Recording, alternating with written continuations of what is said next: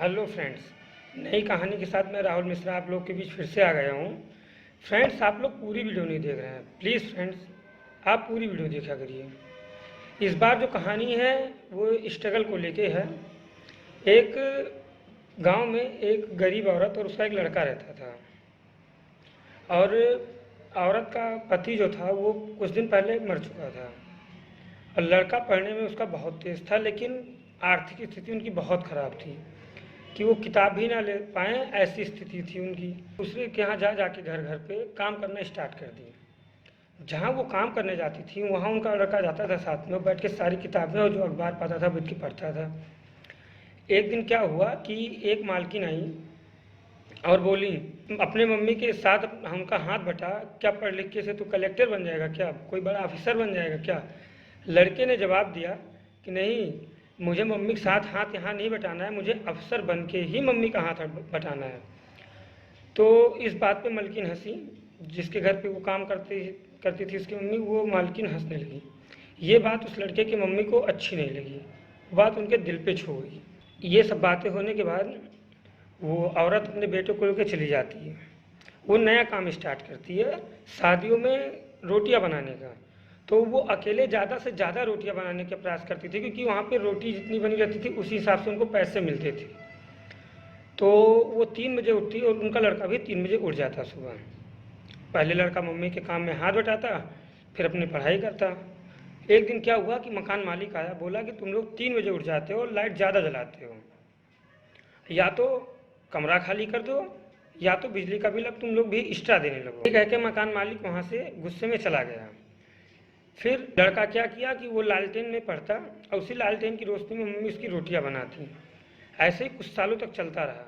लड़का हमेशा क्लास में पढ़ने पे अव्वल रहता। जो लड़का था उसका नाम राजेश था। उसने उस लड़के की मेहनत देखकर एक टीचर ने उसे दिल्ली जाने की सलाह दी और सारा खर्चा उठाने का उन्होंने वादा कर दिया कि आप दिल्ली जाओ, मैं आपका सारा पैसा, मैं जो भी खर्चा आएगा मैं दूंगा। लड़का 22 साल का हो चुका था, वो दिल्ली चला गया। वो दिन भर लाइब्रेरी में पढ़ता, बहुत मेहनत से पढ़ता, अच्छे से पढ़ाई की। जिस दिन पेपर था वो पेपर देने जा रहा था कि इतने पे एक गाड़ी ने उसे टक्कर मार दी और उसका सर और बायां हाथ खराब हो गया जिस दिन उसका पेपर था। फिर उसने सोचा कि इतनी चोट लगी है और मैं अस्पताल जाऊं या एग्ज़ाम देने। अस्पताल गया तो पूरा जितना पढ़ा हूँ साल भर का वो बेकार जाएगा। और उसने सोचा कि अगर पेपर ना दे पाया तो मेरा यहाँ का खर्चा कौन उठाएगा अगले साल का। यही सोच के उसने ये कहा कि मेरे बाएं हाथ पे चोट लगी है, दाहिना सही है। फिर पेपर देने के बाद वो गया हॉस्पिटल में एडमिट हो गया, और जहाँ हॉस्पिटल में था वहाँ भी उसने पढ़ाई नहीं छोड़ी। वो वहाँ भी पढ़ता रहा, वहीं से इंटरव्यू भी उसने दिया। और उसके बाद वो अपनी मम्मी के पास रहने कुछ दिन के लिए गाँव चला आया, और गांव में आके उसने अपनी पढ़ाई वैसे ही जारी रखी जैसी थी। कुछ दिन ऐसा बीतता गया, वो अपनी मम्मी काम में हाथ बटाता और पढ़ाई भी करता। ऐसे ही चलता रहा। कुछ दिन रुक के उसका रिजल्ट आया, और रिजल्ट देखते ही वो बहुत खुश हुआ और उसने अपनी मम्मी को बताया, मम्मी मैं पास हो गया हूँ, मैं कलेक्टर बन गया। या देख, उसकी मम्मी भी रोने लगी, वो भी बहुत खुश हुए। फ्रेंड्स, इससे ये पता चलता है ना कि कठिनाई कब भी आए, आप वहाँ से हारो मत, आप हर एक कठिनाई से लड़ो। क्योंकि ऐसी सिचुएशन जब आती है ना फ्रेंड, तो यही होता है ना कि या तो लड़ता है या तो टूटता है। हमें फ्रेंड्स इस कहानी से क्या सीख मिलती है कि हमें केवल और केवल अपने लक्ष्य की तरफ ध्यान देना चाहिए। लक्ष्य के अलावा हमें कुछ दिखना ही नहीं चाहिए।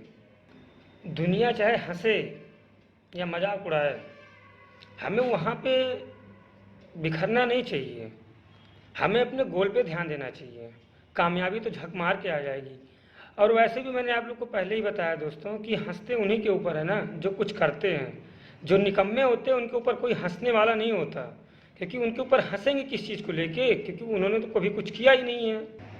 सेकंड कहानी फ्रेंड्स, ये एक लड़की को लेके है। एक लड़की अपने पिता के साथ रहती थी। पिताजी उसके थोड़ा अंधे थे तो उन्हें दिखाई कम पड़ता था, तो वो भीख मांग के अपना रोजी रोटी चलाते थे। वो एक जगह भीख मांगने गई, तो जो वहाँ की सेठानी थी उसने कहा कि देख, आए हैं, महामारी फैली हुई है, हमारे बच्चों को न लग जाए और इनको जल्दी से भीख दे के भगा दे। ये बात लड़की को बहुत बुरा लगी। वो कही, अब मैं कुछ ऐसा करूँगी कि यही लोग को लड़के को पढ़ता देख लड़की के मन में भी पढ़ने की इच्छा हुई। वो लड़के के आसपास पढ़ने के चक्कर में रहती थी। तो सेठानी एक दिन क्या करिए, पढ़ के कौन सा तुम डॉक्टर या कलेक्टर बन जाओगी। उस गांव में एक भी डॉक्टर नहीं थे। उसने मन में सोच लिया मैं डॉक्टर ही बनूंगी। फिर एक दिन एक औरत और आई, कही चलो मेरा ये काम कर दो, मैं तुम्हें उसके बदले में कुछ पैसे दूंगी। वो गई काम की, उसे उस दिन बहुत बुरा लगा। फिर उसने कहा कि अब मैं ये सब काम नहीं करूंगी। वो ले जाके पापा को अपने घर बैठाई और खुद दिन में खिलौने बेचती और रात भर पढ़ती। ऐसा ही चलता गया। धीरे धीरे वो स्कूल में दाखिला ली, स्कूल पास किया। फिर वो बड़ी होती गई और उसने मेडिकल कॉलेज में जाके एग्ज़ाम दिया और टॉप किया। उसे स्कॉलरशिप भी मिल गई और वो शहर चली गई।